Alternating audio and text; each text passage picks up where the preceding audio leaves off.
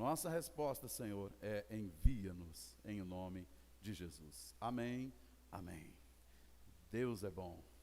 Você pode dizer amém? Eu estou repetindo isso aqui algumas vezes. Toda vez que o pastor falar amém aqui, irmão, você tem que falar amém. Amém? Aí, amém é assim seja, eu creio, concordo, que é uma palavra profética o amém. Jesus disse amém para a gente, amém? Que coisa boa. Meus irmãos, bom demais estarmos aqui nesse culto de celebração. Agora aqui são 19 horas e 5 minutos. Você que está conosco aqui no YouTube, seja muito bem-vindo. Obrigado pela sua presença. Obrigado por preferir escolher cultuar conosco. Meus irmãos, nós estamos falando aqui na Igreja de Cristo Docos nessas duas últimas semanas, semana passada e essa, sobre o tema fé, provisão e a prática da oração. Amém? Nós conversamos sobre isso na semana passada. Eu não posso deixar de citar de novo essa expressão, essa frase aqui do pastor Richard Newton, e que foi dito semana passada, mas que retrata muito bem o estado do nosso coração com relação à oração. Diz ele: a causa principal da minha pobreza e da minha esterilidade espiritual é devida a uma negligência injustificável de oração. Eu posso escrever, ler, conversar, ouvir com prontidão, mas orar é mais espiritual e íntimo do que qualquer uma destas coisas, e é do mais espiritual dos deveres que o meu coração carnal está mais pronto a fugir. Irmãos, a oração é a atividade, é a disciplina das disciplinas espirituais, a disciplina mais importante da vida cristã. Mas é incrível como o nosso coração teimoso está mais pronto a se distanciar dessa disciplina tão importante. O texto de Lucas, capítulo 11, verso 1 e 2 diz: Jesus estava orando em certo lugar e quando terminou, um dos seus discípulos lhe pediu: Senhor, ensina-nos a orar, como também João ensinou os discípulos dele. Então Jesus disse: quando vocês orarem, digam. Olha, o João havia ensinado os discípulos dele a orar. Agora, os discípulos de Jesus veem Jesus orar.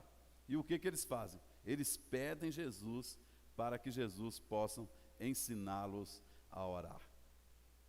Percebe-se que essa disciplina, essa atividade tão importante para a vida do cristão, ela pode ser aprendida. Nós podemos aprender sobre isso. Nós estamos tratando sobre esse tema, gente, porque nós descobrimos que, como nos foi perguntado semana passada, nós descobrimos que essa é uma das disciplinas das mais importantes, mas é aquela que a gente mais negligencia. Nós já sabemos, meus irmãos, que a oração não é uma sugestão bíblica, mas a oração é um mandamento bíblico. Jesus ensinou a respeito do dever de orar. Nós aprendemos que a oração é muito importante para as nossas vidas. Nós aprendemos que Jesus, mesmo sendo Deus, ele esteve aqui na terra e ele foi a pessoa que mais orou nesta vida, não é? Mas mesmo sabendo da importância disso, como falamos semana passada, nós continuamos negligenciando essa fonte inesgotável de bênção que é o Senhor, o nosso Deus. Nós aprendemos na semana passada que um dos motivos pelos quais nós não oramos é a nossa falta de organização. Não oramos muitas vezes porque nós não temos um plano, nós não temos um projeto de oração. E foi isso que nós vimos aqui semana passada. A gente simplesmente sabe que é importante, a gente sabe que é uma fonte extraordinária, uma ferramenta tremenda, mas a gente continua a negligenciar. E isso fazemos porque nós não temos um plano para uma vida de oração eficaz.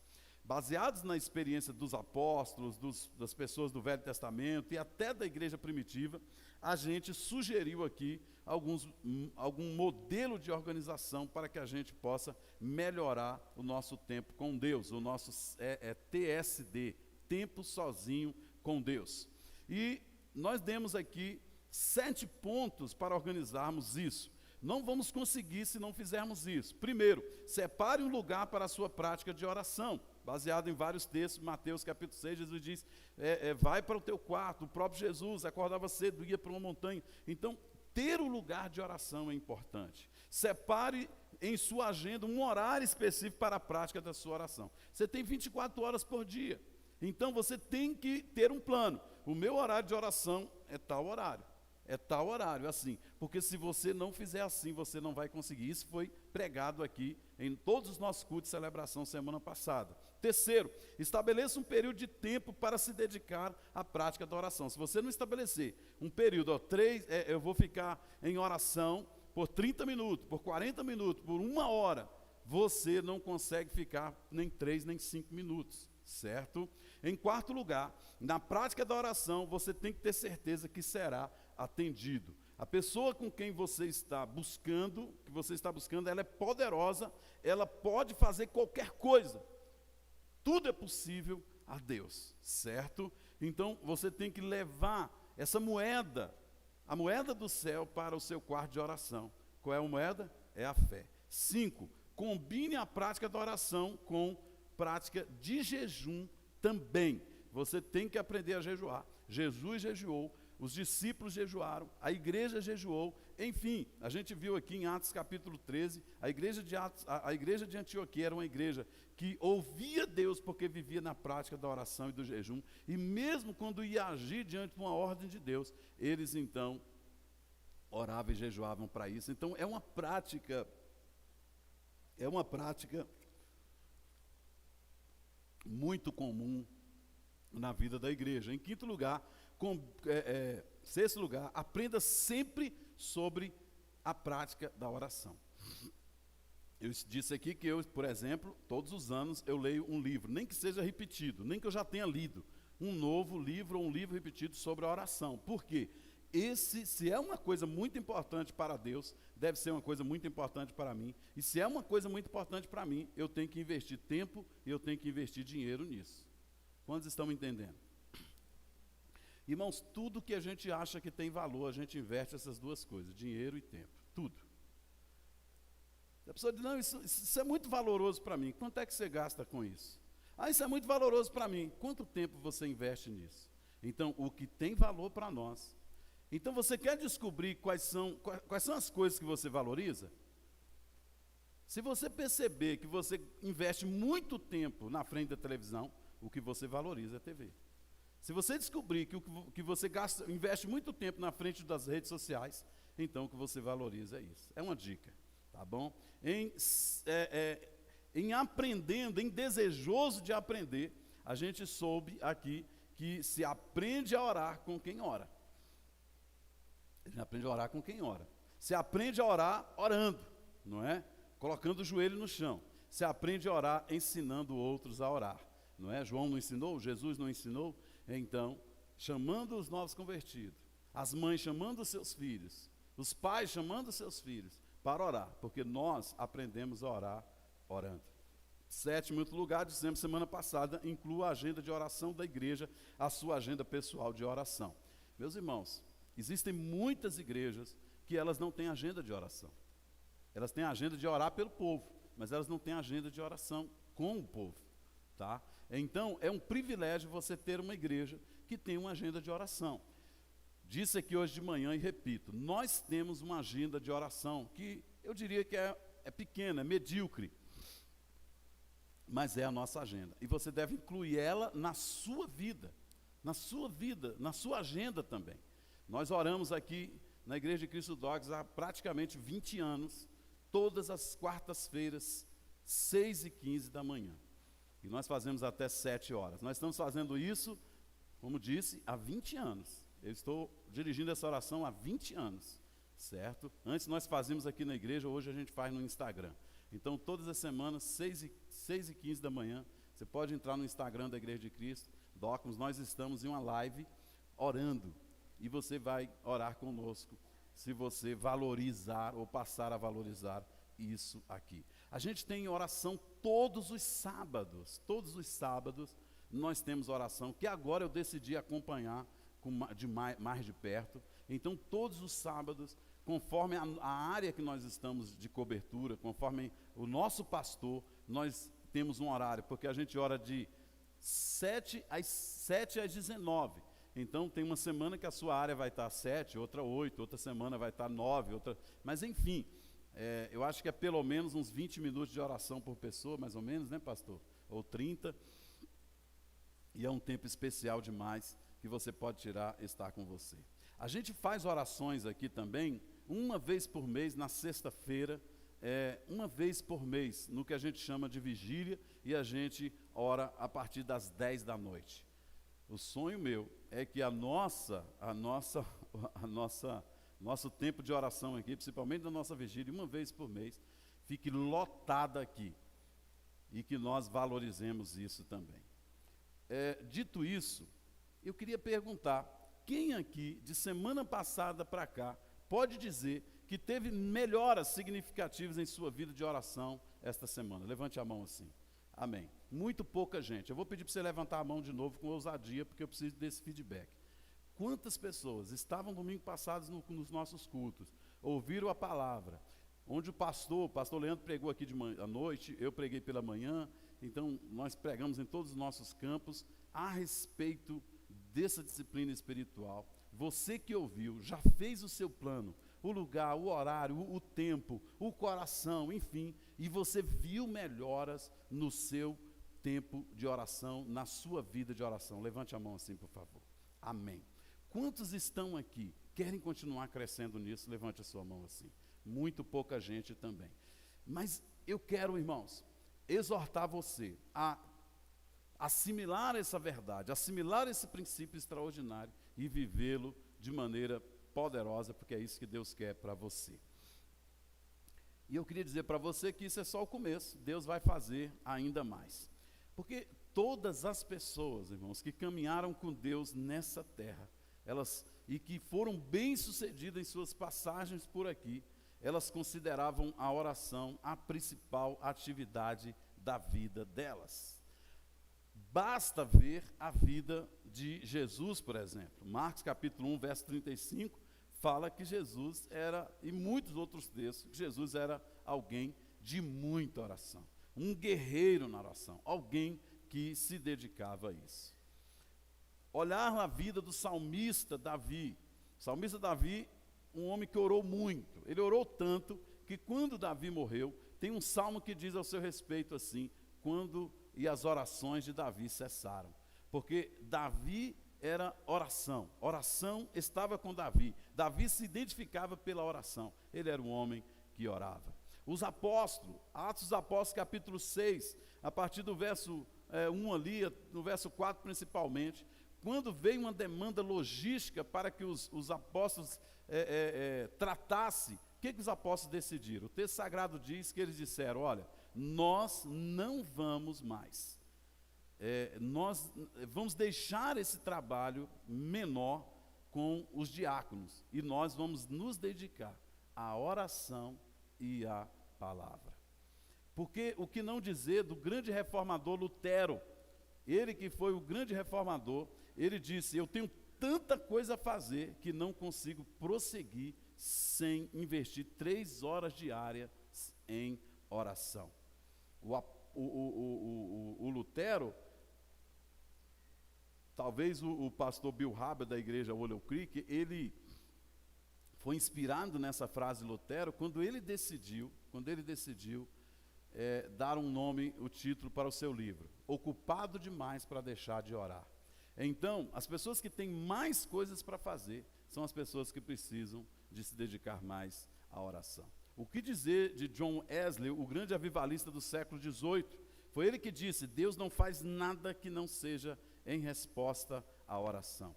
Ele nutria essa convicção, dedicando 3 horas diárias de oração, todos os dias. O que dizer de Adoniran Judson, o missionário americano que atuou na Birmânia por mais de 40 anos? Ele deixava tudo, família, negócios, enfim, e para se dedicar 7 vezes por dia à oração. Não é 7 vezes por semana, irmãos, 7 vezes por dia à oração. Ele levantava de madrugada para orar.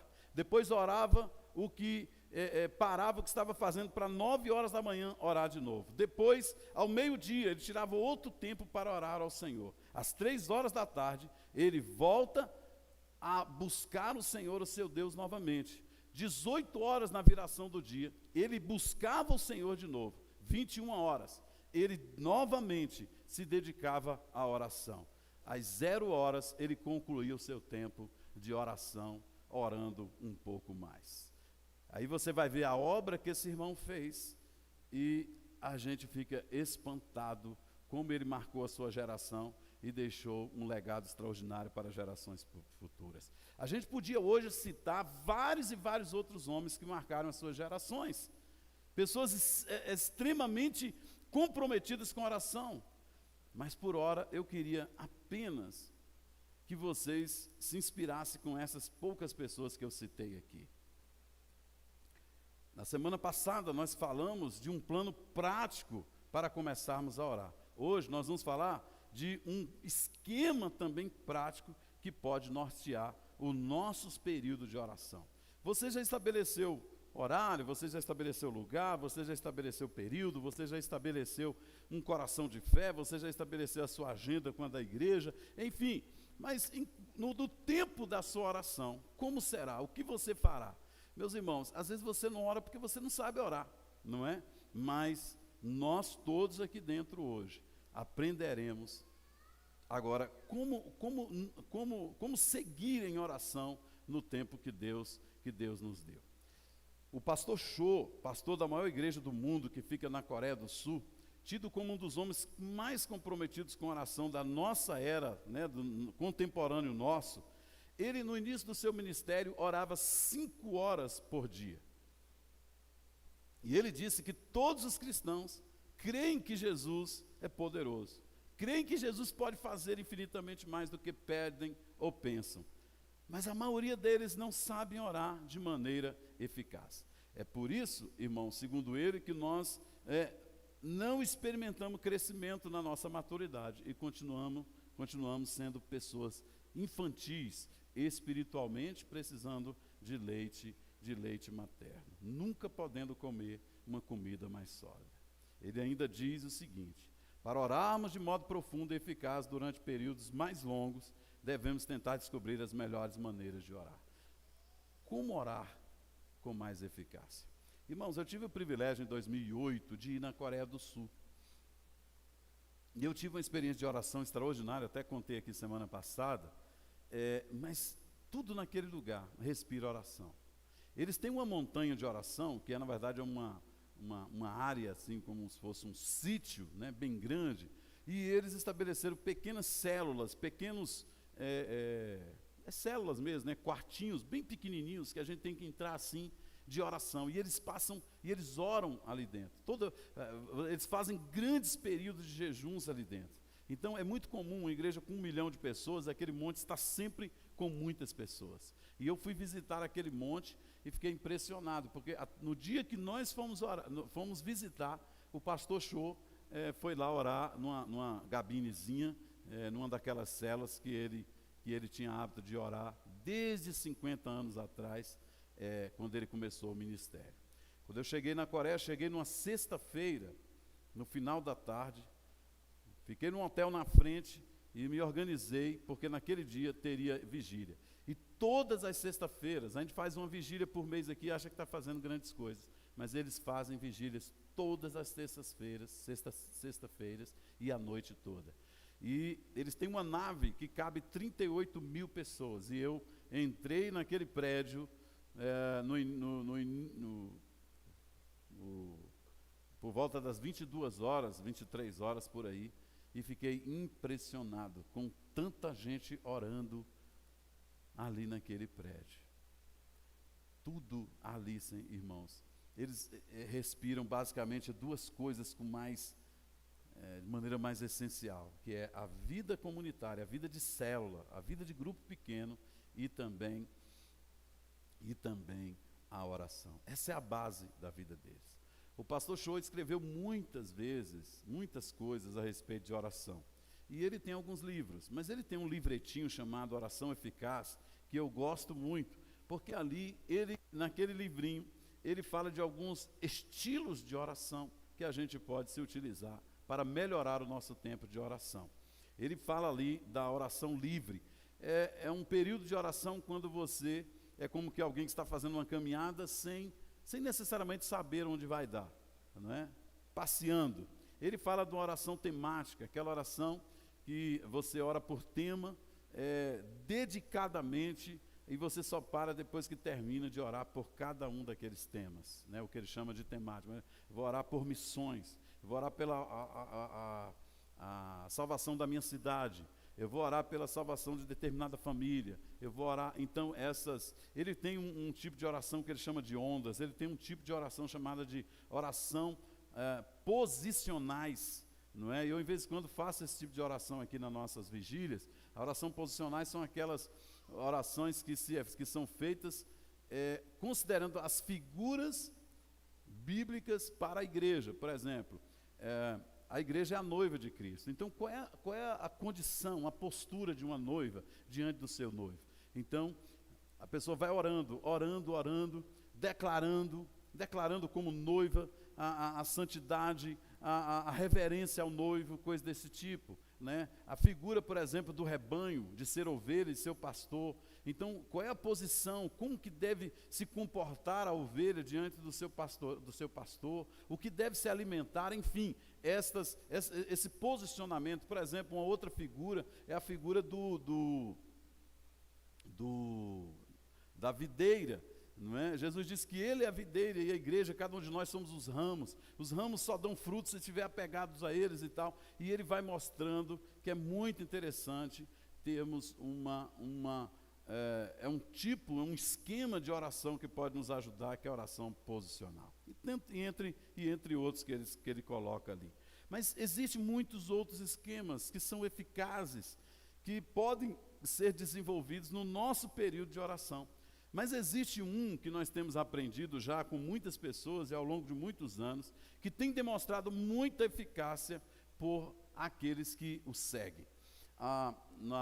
Alguns 2 anos atrás, nós tivemos aqui um seminário de uma missão das Igrejas de Cristo, uma das maiores missões das Igrejas de Cristo nos Estados Unidos, que estão hoje em mais de 30 países, que é a missão Teen Expansion. E eles nos ensinaram aqui um esquema que eles chamaram de roda de oração para orar 1 hora, não é?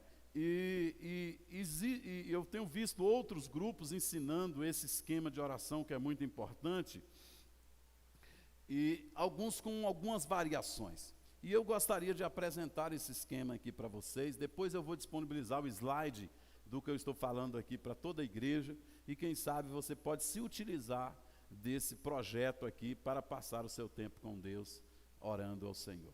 Eu acho que eu botei um disco aqui, está vendo? Então nós vamos lá, vamos tentar passar por cada um desses tempos aqui. Se você orar 5 minutos em cada tempo desse, você terá orado 1 hora, não é? Mas talvez você esteja no começo ainda da sua jornada de oração. Você pode orar 2 minutos em cada período desse, ou você pode orar até fazer menos tempo, ou você pode passar por cada item desse, ou chegar até a metade desses itens depois. Mas enfim, o certo é que você vai, conforme a orientação do Espírito Santo, você vai sendo conduzido, porque a melhor forma, irmãos, de aprender a orar é realmente pedir orientação do Espírito Santo e orar. Porque nenhum desses métodos, nenhum desses esquemas, nenhum desses projetos terá valia nenhuma, terá valor nenhum, se você não botar o seu joelho no chão, se você não ir para o seu quarto e se dirigir ao teu pai, secretamente, que em secreto te verá e te recompensará. Porque quando nós oramos, irmãos, nós movimentamos a mão de Deus em nosso favor. Quando nós oramos, nós colocamos a nossa fraqueza e Deus dispõe a sua força. Nós colocamos a nossa dependência e Deus dispõe toda a sua graça, a sua misericórdia e o seu poder. Amém? Então vamos nessa jornada por 12 tempos aqui, e eu queria que você me acompanhasse. Amém? Primeiro tempo, louvor e adoração. Então, comece o seu tempo de oração louvando ao Senhor. Louvando por coisas que estão em sua mente, coisas que aconteceu em especial com você naquela semana, naquele dia, não é? Naquela semana passada. Louve por sua bondade, louve pelo que Deus está fazendo em sua casa, em sua família, por tudo que você está vivendo, pela igreja que você tem, enfim, louve por estar vivo, adore ao Senhor, como diz o Salmo 103, bendigue ao Senhor, ó minha alma, e tudo que a mim bendiga o seu santo nome, não é? Então, como diz o Salmo 34, bendirei o Senhor em todo tempo, os meus lábios sempre o louvarão. Bendiga o Senhor. Comece adorando o Senhor pelos seus atributos, não é? A Bíblia diz que Deus é espírito, importa que seus adoradores o adorem nesse nível, em espírito e em verdade. Então, adore pela santidade, pela bondade, misericórdia, onipotência, onisciência de Deus, adore ao Senhor. Amém? Em segundo lugar, no segundo tempo, consagração e entrega. Renda-se a Ele de todo o seu coração. Entregue tudo que você é e tem a Ele sem reservas. Consagre, se humilhe e consagre tudo ao Senhor. Muitas coisas poderá trazer distração a você, mas você fazendo essa oração, esse tempo de oração, você vai entregar tudo a Ele. A Bíblia diz, agrada-te do Senhor, Ele fará o desejo do seu coração. Confia no Senhor de todo o teu coração e não te estribes no teu próprio entendimento. Reconhece-o em todos os teus caminhos e Ele endireitará as tuas veredas, os teus caminhos. Então, confie no Senhor. Nessa hora, se jogue diante do Senhor. Diga a Deus, Deus, eu me submeto ao teu poderio, à tua palavra, ao que o Senhor quer, o que o Senhor diz. Eu quero me dedicar ao Senhor tão somente. Em terceiro tempo, confissão de pecados.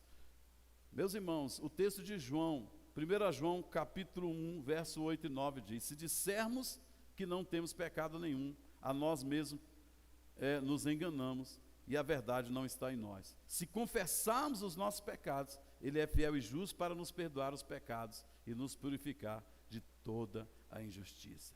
Queridos, todos nós temos pecados. A gente tem que confessar pecado quando chegar diante de Deus. Abrir o nosso coração. A palavra do Senhor diz que aquele que confessa e deixa alcançará misericórdia, mas aquele que esconde o seu pecado, esse não prosperará. O salmista Davi, no Salmo 32, ele diz, enquanto calei os meus pecados, eles envelheceram os meus ossos pelos meus constantes gemidos. Então, problema, porque a mão de Deus pesava sobre mim e me tornava as coisas difíceis. Queridos, quando nós acalentamos pecado em nosso coração, quando nós chocamos pecado em nosso coração, Ele vai trazer outras possibilidades de pecados. Então, a ideia é que nesse terceiro tempo, a gente confessa. E a gente não confessa apenas atos. Você deve confessar atos.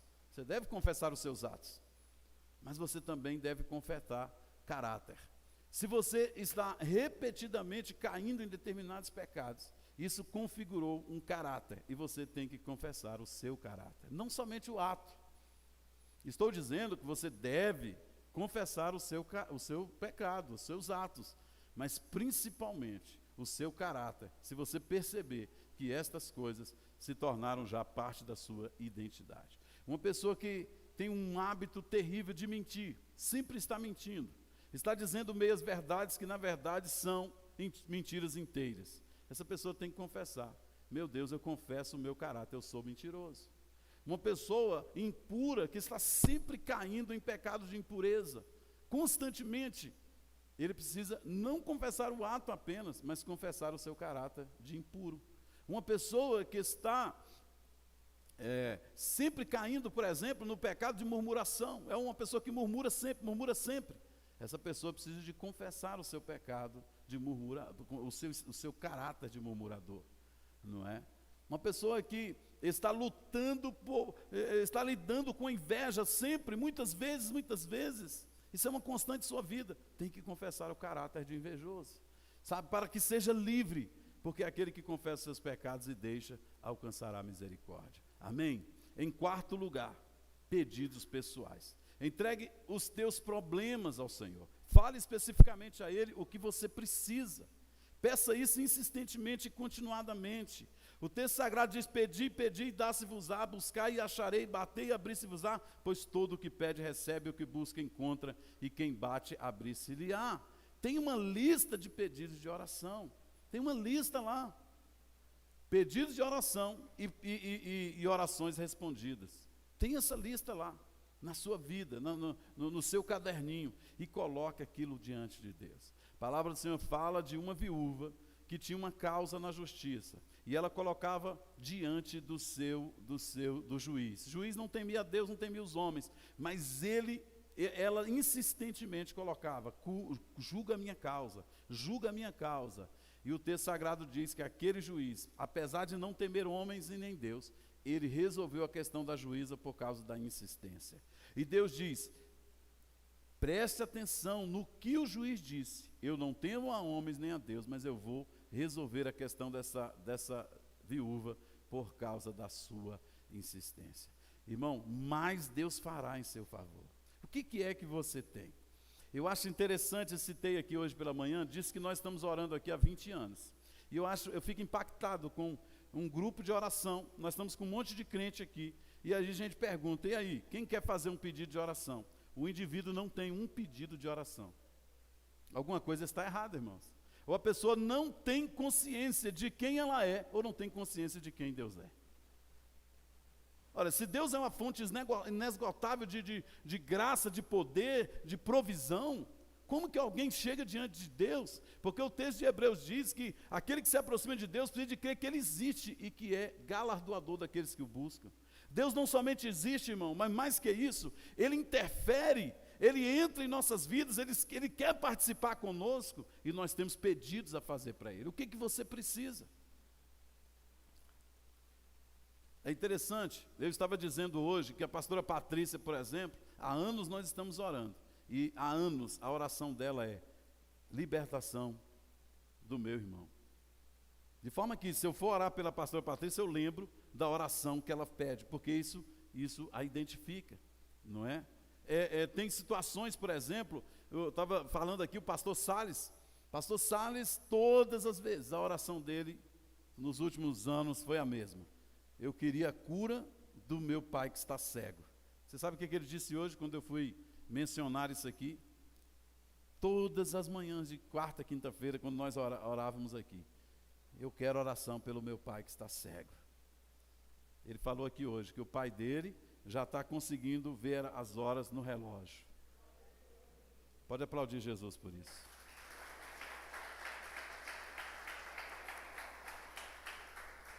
Quando John Wesley diz que Deus não faz nada a não ser por meio da oração, ele está dizendo, irmãos, que há uma série de coisas que Deus quer fazer já. Não é que a gente muda o coração de Deus, o que acontece na verdade é que nós nos alinhamos o nosso coração ao coração de Deus. Deus quer fazer muito mais. Há uma causa na sua vida, há um pedido na sua vida, há 2, há 3, há coisas sazonais, passageiras, mas há coisas perenes, coisas que você tem que orar. Mães que precisam de orar pelos seus filhos, e sei lá, em questões muito específicas, tem uma lista de pedidos de oração. Em quinto lugar, no quinto tempo, interceda pela sua família. Deus colocou você na sua família com propósitos, de você clamar, um dos propósitos é que você clame pelo seu povo, pela sua família. Crê no Senhor Jesus, será salvo tu e tua casa. Existem inúmeros registros na Bíblia de pais pedindo pelos seus filhos, mulheres pedindo pelos seus maridos, filhos, homens pedindo por suas casas. Interceda por sua família, creia, visualize, confesse a transformação e a bênção de Deus para eles. Jó é um homem famoso, todos vocês conhecem, mas olha o que ele fazia. Quando terminava uma rodada de banquetes, os seus filhos se reuniam, né? Jó se levantava de madrugada e oferecia sacrifício em favor de sua casa, da casa dos seus filhos, para purificá-los. Jó sempre fazia isso porque pensava que um dos seus filhos poderia ter pecado, ofendendo a Deus em pensamento. Ele era muito precavido. Ele estava buscando ao Senhor em favor dos seus filhos. O Eucana, 1 Samuel 1,4 diz: cada vez que Eucana oferecia o seu sacrifício, ele dava uma parte para Penina e outra parte para todos, ou para cada um dos seus filhos e filhas. E para Ana, ele dava uma porção dobrada. No tempo da oração, no tempo do sacrifício de Eucana, ele tinha espaço para orar pela sua família, para sacrificar em favor dos seus filhos. A gente vê em Marcos, no capítulo 5, um homem chamado Jairo, intercedendo por sua filha que está terrivelmente doente e acaba por morrer, mas Jesus a ressuscita. Mateus capítulo 5 conta a história de uma mulher cananeia. Essa mulher não era crente, mas essa mulher procurou Jesus um dia, porque a sua filha estava terrivelmente endemoniada. Ela estava cheia de demônios. E ela procura Jesus e diz: Senhor, cuida da minha filha. E Jesus então testa a fé, testa o coração daquela mulher e diz: olha, eu não posso tirar a comida da mesa dos filhos e dar para os cachorrinhos. E ela então surpreende Jesus dizendo: mas os cachorrinhos comem das migalhas que caem da mesa dos filhos. Deixa eu te dizer algo, filha. Se apenas a migalha da mesa de Deus caísse e você pudesse usufruir dela, já seria uma experiência extraordinária e bombástica no seu tempo de oração. Como uma mulher cananeia que não era crente, que não conhecia o Deus de Israel, mais do que ela até, nós temos que valorizar essa disciplina tão poderosa e extraordinária, que é a disciplina da oração. Por favor, adore e aplaude o Senhor Jesus.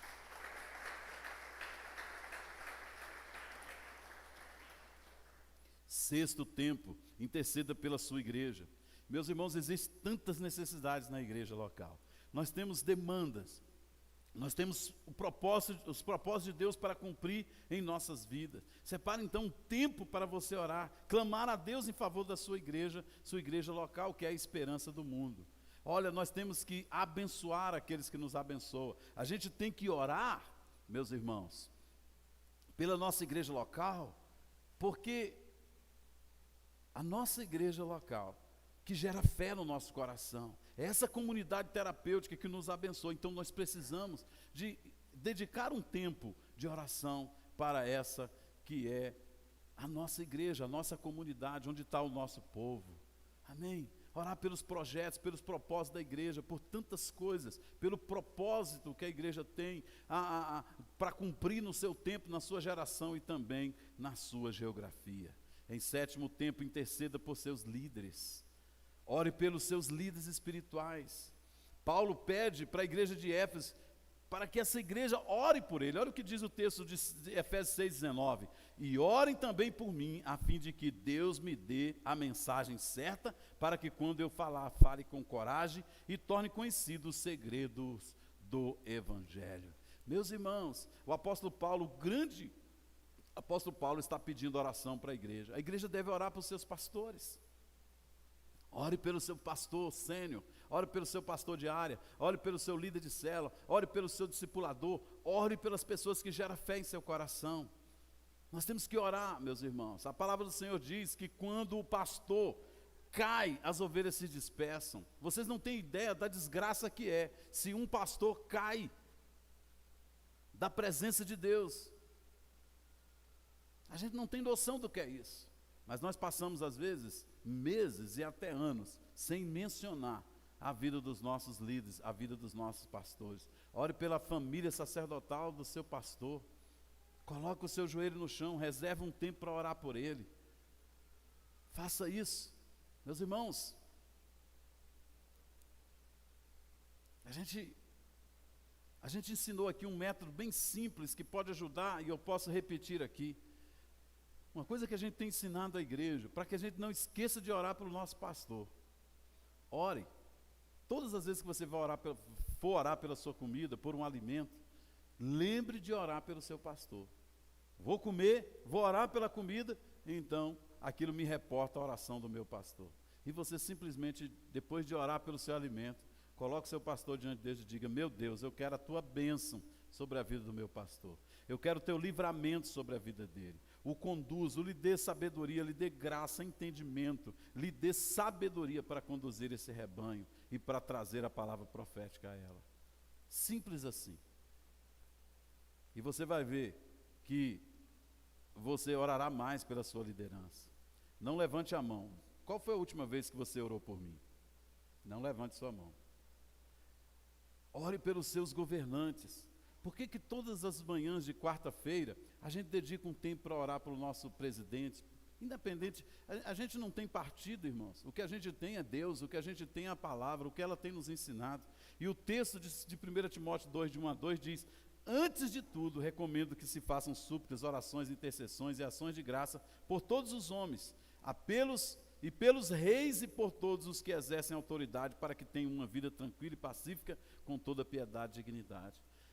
A gente ora pelo governador, a gente ora pelos prefeitos, a gente ora pelos deputados, a gente ora por aqueles que estão invertidos de autoridade. A gente separa esse tempo, no nosso tempo de oração, um tempo para fazer isso. 8º lugar, interceda por sua célula. Ore por sua célula, por seus membros, por sua comunhão, pelos seus alvos. Ore pelos membros das suas células que estão em dificuldade. A Bíblia diz que Pedro um dia foi preso, estava em dificuldade, mas a Bíblia diz que a célula dele estava em oração e o livrou. Olha, a Bíblia diz que é melhor serem 2 do que ser 1. Se você não está numa célula, você está vulnerável, você precisa estar numa célula. A Igreja de Cristo Dogmas é uma igreja celular, certo? A igreja que vai clamar por sua vida, a célula que vai clamar por sua vida, que vai acompanhar você na sua dificuldade. A Bíblia diz: se você está sozinho, o frio vem e mata você. Mas se vocês são 2, então vocês se aquentam, não é? A Bíblia diz: se a pessoa está só, então ele cai e fica lá prostrado. Mas se são 2, um ajuda o outro, um levanta o outro. Então, meu amigo, então, meu irmão, esteja dentro de uma célula e ore por sua célula. O texto de Atos capítulo 12, o verso 5 e também o verso 12 diz: e assim Pedro estava preso e era vigiado pelos guardas, mas a igreja continuava a orar com fervor por ele. No verso 12, quando Pedro entendeu o que havia acontecido, porque o anjo o havia tirado do cárcere, foi para a casa de Maria, a mãe de João Marcos. Muitas pessoas estavam reunidas ali orando. Havia uma igreja naquela casa, havia uma célula naquela casa que orava por eles. É muito interessante, irmãos, aqui na igreja algumas pessoas passam algumas dificuldades. E você sabe, às vezes uma igreja do tamanho da nossa, que não é uma igreja tão grande, isso demora de chegar lá no pastor, mas quase que imediatamente o líder de célula sabe, faz propósito, ajuda, auxilia. As pessoas que pegaram Covid agora, por exemplo, alguns de nós, fomos assistidos, fomos cuidados em oração e também em serviço, porque nós estávamos dentro de uma célula. Eu podia testemunhar aqui coisas diversas de pessoas que foram livres, foram abençoadas porque estavam dentro de uma célula. E esse é o modo de nós sermos igreja aqui. Amém? Então, em 9º lugar, interceda pela salvação de amigos e parentes. Mude a condição eterna das pessoas pela intercessão. Busque o Senhor em favor da salvação dos seus amigos e parentes. Ore em favor de famílias, ore em favor de cidades, ore em favor de países, ore pela salvação de pessoas, porque a oração muito pode em seus efeitos, diz a palavra de Deus. A gente sempre, irmãos, tem que estar orando pela salvação de alguém.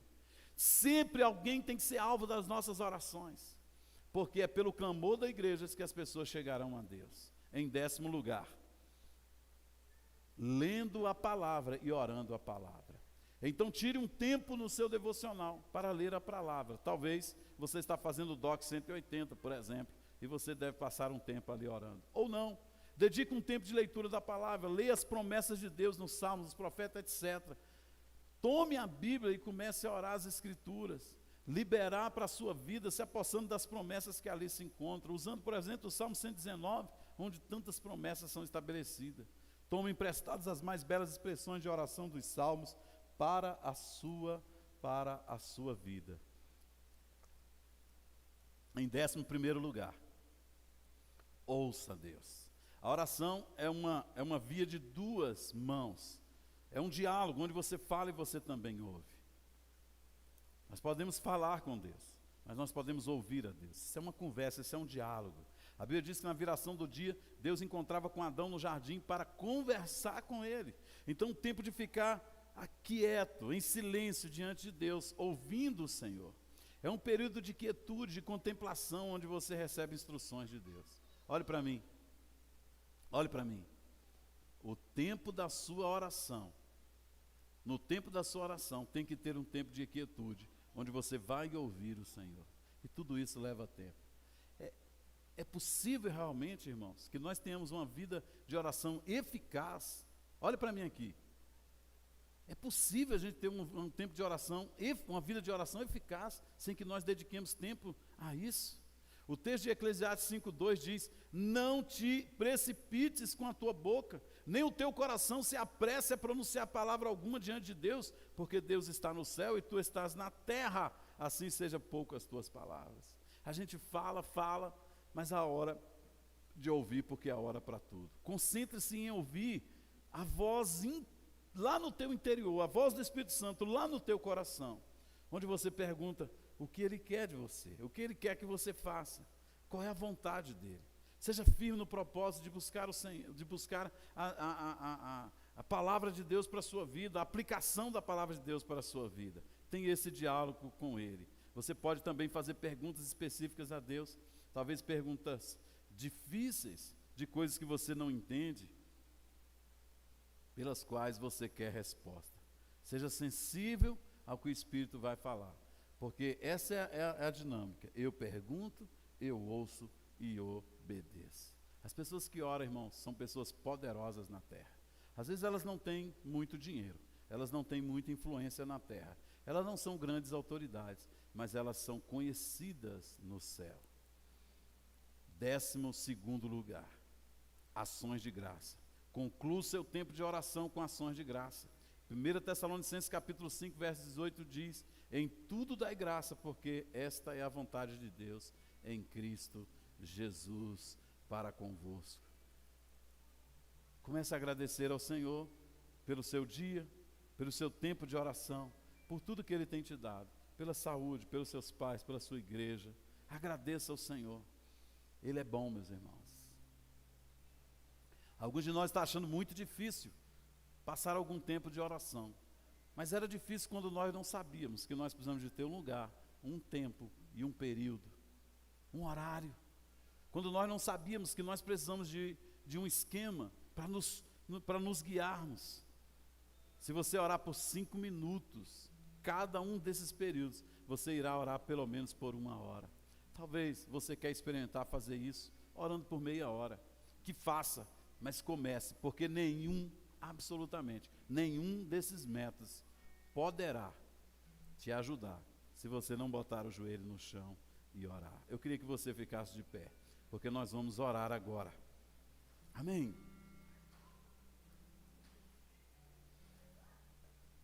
Eu queria te dar uma dica aqui. Eu disse isso semana passada aqui, preciso dizer de novo. Preste atenção aqui. Querido, Jesus um dia chegou no templo em Jerusalém, e cambistas estavam vendendo, e estava uma bagunça no templo. E ele chegou, foi tirando pessoas dali, foi derrubando as mesas dos cambistas, soltando animais. E foi lembrado então daquela palavra antiga do Velho Testamento que dizia: a minha casa será chamada casa de oração. O zelo do Senhor pela sua casa o consumia. É interessante essa expressão, irmãos, porque a casa de Deus poderia ter sido chamada de casa de adoração, poderia ser chamado casa de propósito, poderia ser chamado casa de tantas coisas, mas o único nome que é dado à casa de Deus é casa de oração. Isso significa que você, essencialmente, você que agora é casa de Deus, você é casa de oração. A sua natureza é uma natureza de oração. Você tem que admitir que há tanta resistência no mundo espiritual para você orar, porque essa é a maior força que você tem dentro de si. E quando você é fraco na oração, o texto sagrado diz que todos somos em algum nível. Nós temos o Espírito Santo que nos ajuda a orar, que nos ensina a orar, que nos envolve em oração, que nos abençoa. De forma que todas as vezes que você sentir preguiça, você sentir dificuldade de orar,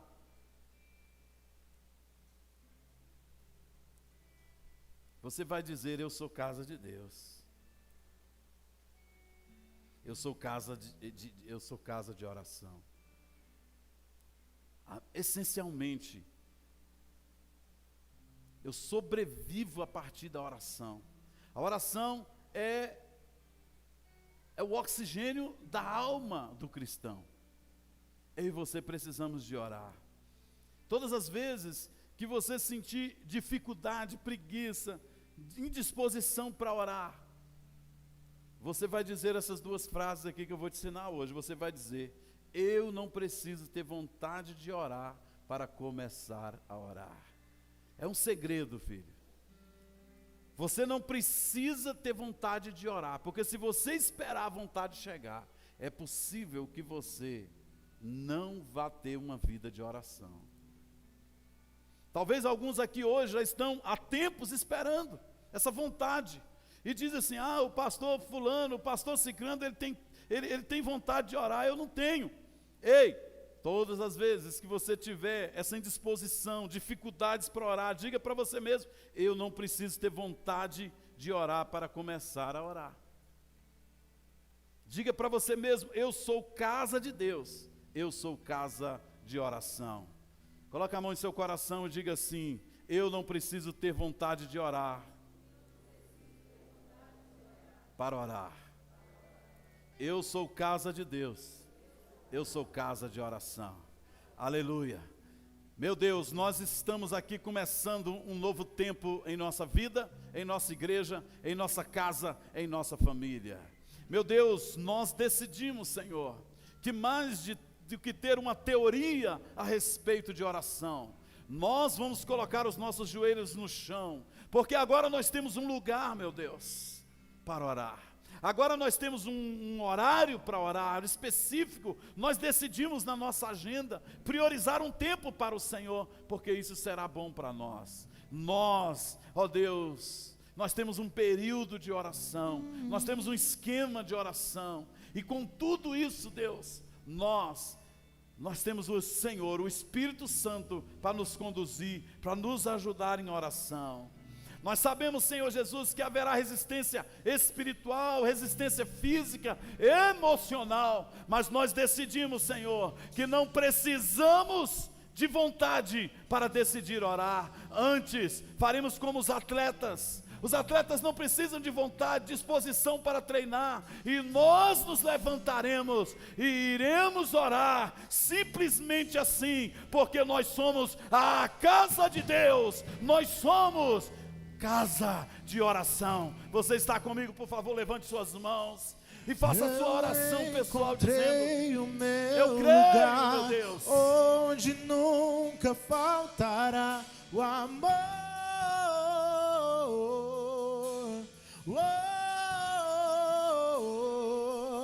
E é aqui que eu amo estar, e não há outro lugar melhor.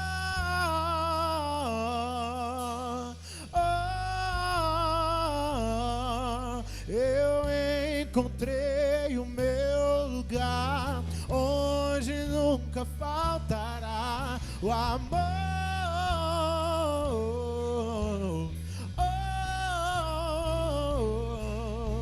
E é aqui que eu amo estar, e não há outro lugar melhor.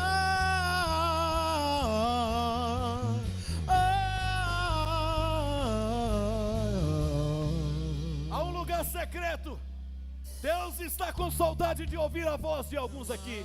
Deus está querendo sentir a batida do coração de alguns aqui. Ei, Deus está te chamando para o lugar secreto. Deus está te chamando para um TSD, um tempo sozinho com Ele, onde você entrará no Santíssimo Lugar, e você se envolverá com Ele, e como diz o Salmo, Ele, por causa da intimidade, te falará dos seus segredos, porque diz Ele, clama a mim, e responder-te-ei, coisas grandes e firmes que não sabe. Há tesouros no mundo do Espírito, para ser revelado a você, meu filho. Há tesouros no coração de Deus, há coisas tremendas que Deus quer falar a você.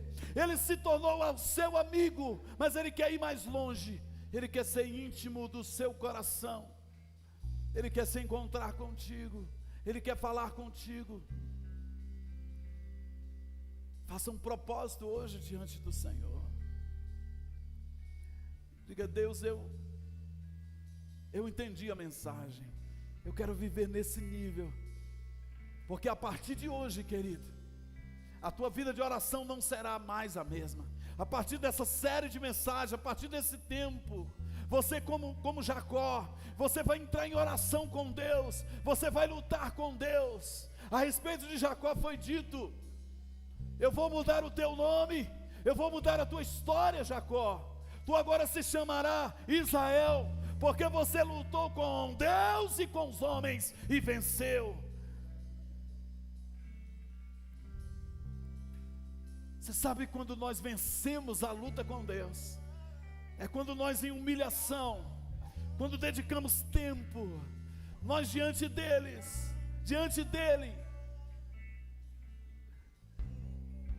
nos rendemos diante dele, nós descansamos em suas promessas, nós deixamos ser conduzidos por águas tranquilas, a pastos verdejantes.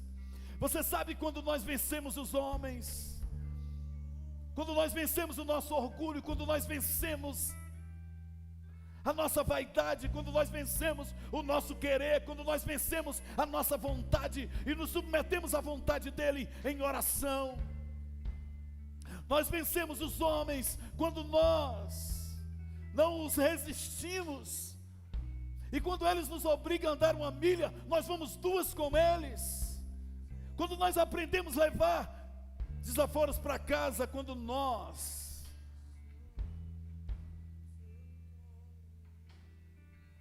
conseguimos, irmãos, mostrar a pessoa de Deus para as pessoas lá fora, onde os pecadores estão. Você é um outdoor de Deus, aleluia, porque como Jeremias, depois que você sair do seu secreto, a palavra de Deus, quando você encontrar as pessoas, e as pessoas certamente verão o brilho nos seus olhos, no seu rosto, e poderão dizer, como disseram a respeito de alguns discípulos, você esteve com Jesus, eu sei. Você sabe aquela sensação? Às vezes você encontra pessoas e você sabe que ele esteve com Cristo, ele esteve com Jesus, porque o seu jeito denuncia, a sua voz denuncia, o seu brilho denuncia. Deus está começando uma revolução aqui hoje, uma revolução com gente que ora, gente que é casa de Deus, gente que é casa de oração. Um lugar onde nunca faltará o amor, e é aqui que eu amo estar, e não há outro lugar melhor.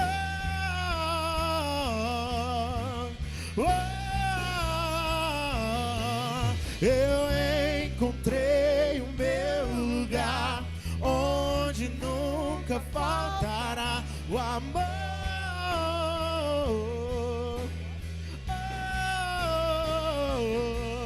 E é aqui que eu amo estar, e não há outro lugar melhor.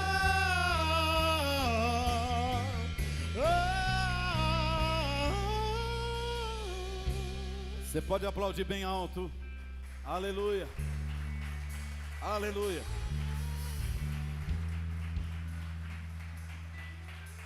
Aleluia. Quantos foram abençoados hoje à noite?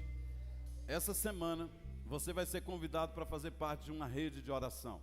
Nós estamos montando aqui 7 redes de oração na Igreja de Cristo Dogmas e você vai ser convidado para uma delas. Aceite o convite com alegria. Se você não for convidado essa semana, você vai ser convidado na outra. Se você não for na outra, você vai ser na outra, porque nós estamos convidando por camadas. Essa semana passada nós tínhamos 17 pessoas em nossa oração, semana retrasada. Mas semana passada, depois desse tempo nosso aqui de celebração, nós fomos para 59, se eu não me engano, pessoas. E o nosso alvo agora, quarta-feira, é termos ali pelo menos 86 pessoas orando conosco. E no outro, e assim sucessivamente. Meus irmãos, Deus vai fazer uma revolução aqui. Porque quando a igreja começa a orar, a mão de Deus é movimentada. Faça assim com a sua mão. Que a graça do Pai, do Filho e do Espírito Santo seja com todos, seja com você, sua casa, sua família. Que essa seja uma semana poderosa de bênção, de chaves giradas e de portas abertas. Que Deus te conduza em paz, se livrando do mal, do laço do passarinheiro, da peste perniciosa, da seta que voa de dia e da mortandade que assola o meio-dia. Que Deus te abençoe e te guarde, faça resplandecer sobre ti o seu rosto e te dê a paz. Amém, amém, amém.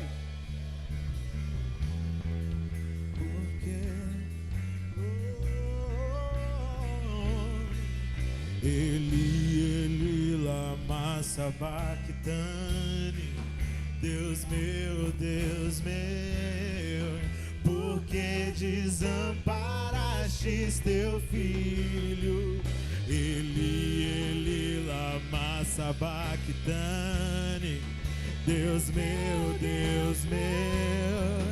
por que